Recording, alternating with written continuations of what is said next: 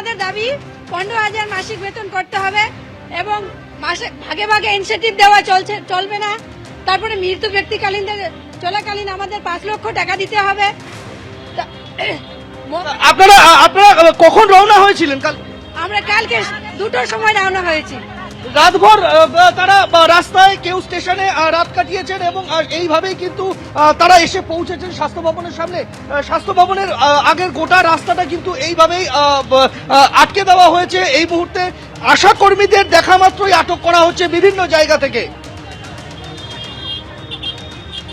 Sector 5 এর ছবি আপনারা দেখতে পাচ্ছেন। আশা কর্মীরা তারা সেখানে দাঁড়িয়ে রয়েছেন, তাদেরকে আটকে দেওয়া হয়েছে। যারা পৌঁছতে পেরেছেন কিন্তু অনেকেই পৌঁছতে পারেনি, যেরকম শিয়ালদা স্টেশন, সেখানে কি ছবি আরো একবার সুকান্ত মুখোপাধ্যায়ের কাছে চলে যাব। সুকান্ত,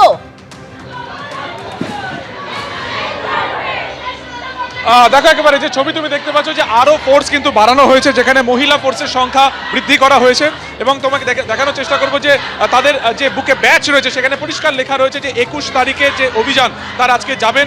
আজকে তাদের মিটিং ছিল, একাধিক বিষয়কে কেন্দ্র করে তাদের যে দাবি দাওয়া রয়েছে সেই সমস্ত দাবি দাওয়া, তারা যেটা বলছেন যে তাদের ন্যায্য দাবি দাওয়াকে মান্যতা দেওয়া হচ্ছে না। এতদিনের এই আন্দোলনের পরে তারা যখন আজকে স্বাস্থ্য ভবনে তাদেরকে মিটিংয়ের জন্য ডাকা হচ্ছে, কেন তাদেরকে বাধা দেওয়া হচ্ছে, কেন তাদেরকে ফিরে যেতে বলা হচ্ছে? শুধুমাত্র তাই নয়, গতকালকে তারা বিভিন্ন স্টেশনে যখন এসে জড়ো হন বা বিভিন্ন ট্রেনে যখন তারা ওঠা শুরু করেন, তখন তাদের পোশাক দেখে তাদেরকে ট্রেন থেকে নামানো হয় এবং তাদেরকে কিন্তু চলে যেতে বলা হয়। প্রায় সকাল 6টা থেকে বিভিন্ন এক্সপ্রেস ট্রেনে উত্তরবঙ্গের বিভিন্ন জায়গা থেকে তারা আজকে শিয়ালদাতে এসে যখন নামেন, তখন তাদেরকে এখানে বাধা দেওয়া হয় এবং জিআরপির তরফে স্পষ্ট যেটা বলা হচ্ছে যে তারা এখান থেকে বেরোতে পারবেন না।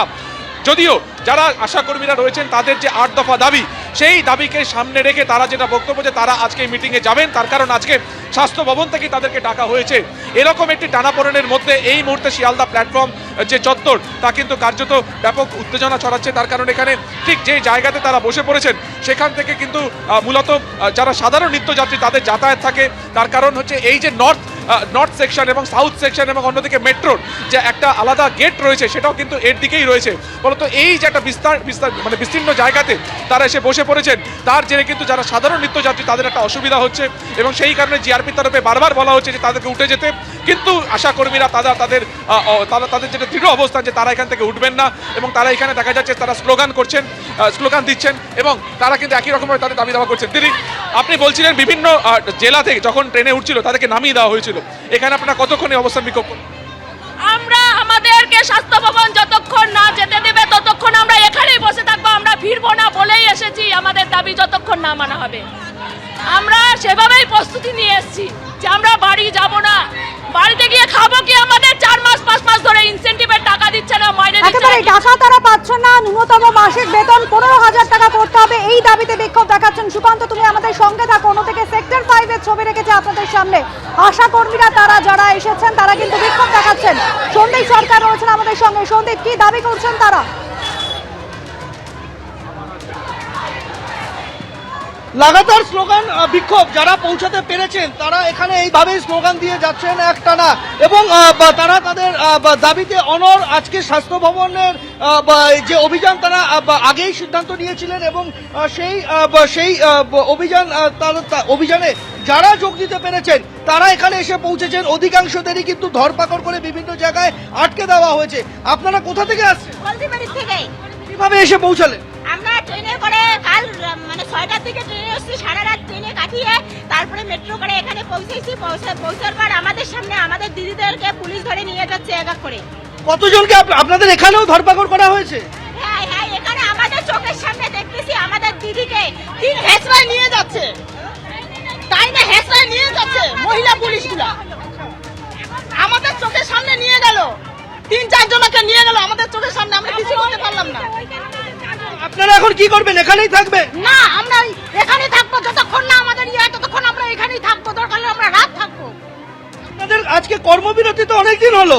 হ্যাঁ, 23শে ডিসেম্বর থেকে 21শে জানুয়ারি পর্যন্ত আমরা কর্মবিরতি চালাই। আপনারা কাজ কি করেন? আপনাদের কি কাজ করতে হয় অনেকেই জানেন। মায়ের পরিষেবা, বাচ্চার পরিষেবা, প্রায় 30 থেকে 30-এর মধ্যে যত আছে গ্রামে তাদেরকে আইনে প্রেশার চেক করানো, তাদের ঔষধ দেওয়ানো, তাছাড়া আরো অনেক কাজ করানো হয়। সেখানে স্কুলের পরীক্ষা ডিউটি, ভোটের ডিউটি, মেলা মাঠের ডিউটি সব কিছু করতে হয়। কত টাকা পান বেতন? তার বিনিময়ে আমরা কোনো কিছুই পাই না। একটা টিও বিল পর্যন্ত পাই না, যাওয়া সব বাবদ কোনো কিছু 5 পয়সা আমরা পাই না, নিজের টাকা খরচা করে আমাদের যেতে হয়। বিভিন্ন জায়গায় আশা কর্মীদের আটকে দেওয়া হচ্ছে, বিভিন্ন জায়গার ছবি আপনাদের সামনে তুলে ধরছি। অন্যদিকে স্বাস্থ্য ভবনের সামনে আঁটো সাঁটো নিরাপত্তা ব্যবস্থা। জেলার ছবি দেখেছি, বিভিন্ন স্টেশনে যেভাবে আটকে দেওয়া হয়েছে। রানীগঞ্জ বারাবণী যেখানে বাসে করে আসার চেষ্টা করছিলেন আশাকর্মীরা, আটকে দেওয়া হয়েছে। মেদিনীপুর বেলদা স্টেশন, প্রতিটা জায়গায় আশাকর্মীদের এই অভিযানে অংশ নেওয়ার আগে আটকে দেওয়া হচ্ছে।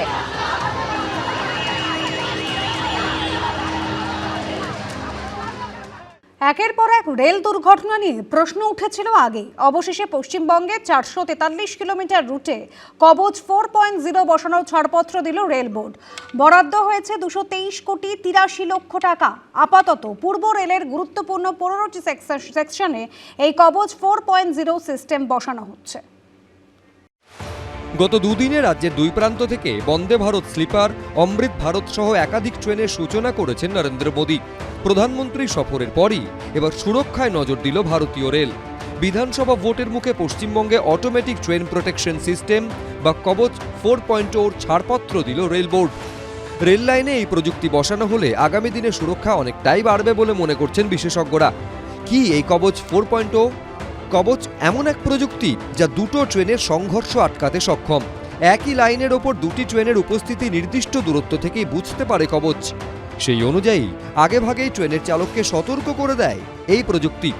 ইঞ্জিনে বসানো যন্ত্রের মাধ্যমে অনবরত সিগন্যাল দিতে থাকে কবচ, যা চালকের দৃষ্টি আকর্ষণ করে। কবচ শুধু সতর্কই করে না, চালকের থেকে কোনো পদক্ষেপ না হলে এই প্রযুক্তি স্বয়ংক্রিয়ভাবে ট্রেনের গতিবেগও কমিয়ে দেয়। গত কয়েক বছরে কখনো বালেশ্বরের বাহানাগা বাজার স্টেশনের কাছে রেল দুর্ঘটনা ঘটেছে, কখনো ফাঁসি দেওয়ার রাঙাপানি স্টেশনের কাছে দুর্ঘটনার কবলে পড়েছে কাঞ্চনজঙ্ঘা এক্সপ্রেস। আবার কখনো চক্রধরপুরে মালগাড়িতে ধাক্কা মেরে বেলাইন হয়ে গেছে হাওড়া মুম্বাই সিএসএমটি মেল।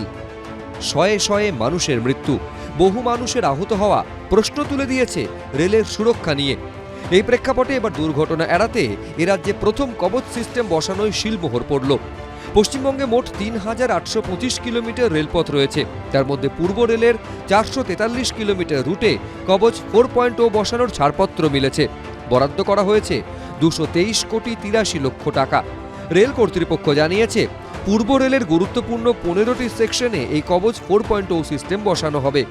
সেগুলির মধ্যে রয়েছে হাওড়া সাঁতরাগাছি, লিলুয়া বেলুড় মঠ, তারকেশ্বর গোঘাট, রামপুরহাট দুমকা, আজিমগঞ্জ মুর্শিদাবাদ, লক্ষ্মীকান্তপুর নামখানা, কাঁকুরগাছি বালিগঞ্জ, কৃষ্ণনগর সিটি লালগোলা, আসানসোল বার্নপুর।